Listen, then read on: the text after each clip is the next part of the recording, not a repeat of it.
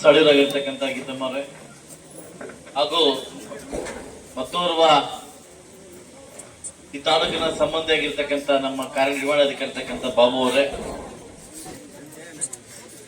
ಗೌರವಾನ್ವಿತ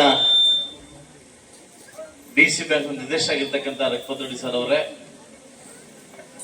ಸ್ಥಳೀಯರು ಆಗಿರ್ತಕ್ಕಂಥ ಫೀಲ್ಡ್ ಬ್ಯಾಂಕ್ ಅಧ್ಯಕ್ಷ, ಮಾಜಿ ಅಧ್ಯಕ್ಷರು, ಹಾಲಿ ನಿರ್ದೇಶಕರು, ಕೋಚ್ ಮೋಲ್ ಏನು ನಿರ್ದೇಶಕ ಆಗಿರ್ತಕ್ಕಂಥ ರಾಜೇಂದ್ರ ಗೌಡ್ರೆ, ವೇದಿಕೆ ಮೇಲೆ ಆಸರಾಗಿರ್ತಕ್ಕಂಥ ನಮ್ಮ ತಿಮ್ಮನಣ್ಣವರೇ, ಗಣಪ್ ಅವರೇ, ವೆಂಕಟೇಶಣ್ಣವರೇ, ಜಗದೀಶಣ್ಣವರೇ ಹಾಗೂ ನಮ್ಮ ಎನ್ಆರ್ ಸತ್ಯಣ್ಣವರೇ, ನರಸಿಂಹಣ್ಣವರೇ, ಎಲ್ಲ ನನ್ನ ಇಲಾಖೆವಾರು ಕೂಡ ಬಂದು ಇವತ್ತು ಈ ಕಾರ್ಯಕ್ರಮ ಸಕ್ಸಸ್ ಮಾಡಿ ಕೊಡ್ಲಿಕ್ಕೆ ತುಂಬಾ ಶ್ರಮ ವಹಿಸಿದ್ರಿ. ಪ್ರತ್ಯಕ್ಷವಾಗಿ ಪರೋಕ್ಷವಾಗಿ ಈ ಕಾರ್ಯಕ್ರಮನ ಈ ಪಂಚಾಯಿತಿ ನೋಡಿ ಬೇರೆ ಪಂಚಾಯಿತಿ ಕಲಿತಾರೆ ಅನ್ನೋದು ಇವತ್ತು ನನಗೆ ಮೆಚ್ಚುಗೆ ಆಗಿದೆ. ಜನಸಂಪರ್ಕ ಅಂತಂದ್ರೆ MLA ಬರ್ತಾರಂತಂದ್ರೆ ಆ ಪಕ್ಷಕ್ಕೆ ಸೀಮಿತ ಅಂತ ಕೆಲವರು ಅನ್ಕೊಂತಾರೆ. ನಮ್ಮ ರಾಜೇಂದ್ರ ಗೌಡರು ಕರೆಕ್ಟ್ ಆಗಿ ಹೇಳಿದ್ದಾರೆ. ಬಹುಶಃ ಜನಸಂಪರ್ಕ ಅಂತಂದ್ರೆ ಇಲಾಖೆಯವರನ್ನ ಕರ್ಕೊಂಡು ನಮ್ಮ ನಡೆಗೆ, ನಿಮ್ಮೂರ ಕಡೆಗೆ ನಿಮ್ಮ ಸಮಸ್ಯೆಗಳನ್ನ ಆಲಿಸ್ಲಿಕ್ಕೆ ಮುಳಬಾಲ್ ಟೌನ್ ಬರಕ್ ಕಷ್ಟ ಆಗುತ್ತೆ ಅಂತ ಅಂದ್ಬಿಟ್ಟು ಎಲ್ಲಾ ಸಮಸ್ಯೆಗಳನ್ನ ಬಗೆಹರಿಸಲಿಕ್ಕೆ ನಮ್ಮ ಇಡೀ ತಂಡ ನಿಮ್ಮೂರಿಗೆ ಬರ್ತೇವೆ. ಈಗಾಗಲೇ ಉತ್ತೂರು, ದೇವರ ಸಮುದ್ರ, ತಿಮರಾತ್ನಹಳ್ಳಿ, ಮಲ್ಲಾಕ್ನಹಳ್ಳಿ, ಇವತ್ತು ತಾಯ್ಲೂರು, ದೂಲುಪಲ್ಲಿ ಪಂಚಾಯತಿ ಕಂಪ್ಲೀಟ್ ಮಾಡ್ಕೊಂಡು ಇವತ್ತು ಈ ಕಡೆಗೆ ಬಂದಿದ್ವಿ. ಮತ್ತೆ ನೆಕ್ಸ್ಟ್ ಮಂತ್ ಆಷಾಢದಲ್ಲಿ 4 ಪಂಚಾಯತಿಗೆ ವ್ಯವಸ್ಥೆ ಮಾಡ್ಕೊಂತೀವಿ. 4 ಪಂಚಾಯತಿನ 2 ಡೇಸ್ ಆಲ್ಮೋಸ್ಟ್ ನಾವು ಒಂದು 3-4 ಮಂತ್ಸ್ ಅಲ್ಲಿ ಇಡೀ ತಾಲೂಕನ್ನ ಕವರ್ ಮಾಡ್ಲಿಕ್ಕೆ ನಾವು, ಯಾಕಂದ್ರೆ ನಾನು ಕೂಡ ಅಧಿಕಾರಿ ತೊಂದರೆ ಕೊಡಕ್ ಹೋಗಲ್ಲ, ನಿಮ್ಮ ಇಲಾಖೆ ವೈಸ್ ಕೆಲಸ ಇರ್ತದೆ. ಅದರಿಂದ ತಿಂಗಳಿಗೆ 2 ದಿವಸ ಅಥವಾ 1 ದಿವಸ 4 ಪಂಚಾಯತಿ ಕವರ್ ಮಾಡ್ಲಿಕ್ಕೆ ನಾನು ವ್ಯವಸ್ಥೆನ ಇಟ್ಕೊಂಡಿದ್ದೀನಿ. ಅದು ಪೀಕ್ ಅವರ್ ಅಲ್ಲಿ, ಈ ತರ ವೀಕೆಂಡ್ ಅಲ್ಲಿ ನಾವು ಕಾರ್ಯಕ್ರಮ ಇಟ್ಕೊಂಡು ಮುಂದೋಗೋಣ ಅಂತ ಹೇಳ್ತಾ ಇದ್ದೀನಿ. ತುಂಬಾ ಅದ್ದೂರಿಯಾಗಿ ಇವತ್ತು ನನಗೆ ಇಲ್ಲಿ ಹೆಣ್ಮಕ್ಳ ಬಗ್ಗೆ ಹೇಳಲೇಬೇಕು. ಹೆಣ್ಮಕ್ಳೇ ಸ್ವಾರ್ಥ ವಹಿಸಿದ್ರು, ಹೆಣ್ಮಕ್ಳೇ ಹಾಡು ಹೇಳಿದ್ರು, ಹೆಣ್ಮಕ್ಳೇ ದೀಪ ಬಳಸಕ್ ಬಂದ್ರು. ಬಹುಶಃ ಎಲ್ಲೋ ಈ 33% ಸ್ಮೆಲ್ ಗೊತ್ತಾಗ್ಬಿಟ್ಟಿದೆ. ಮುಂದೆ ಕೊಡ್ತಾರೆ ಈ ಮೋದಿ ಅನ್ನೋದು ಗೊತ್ತಾಗ್ಬಿಟ್ಟಿದೆ. ಅದಕ್ಕೆ ಇಷ್ಟು ಆಕ್ಟಿವ್ ಆಗಿ ಮುಂದುವರಿತಾ ಇದ್ದಾರೆ.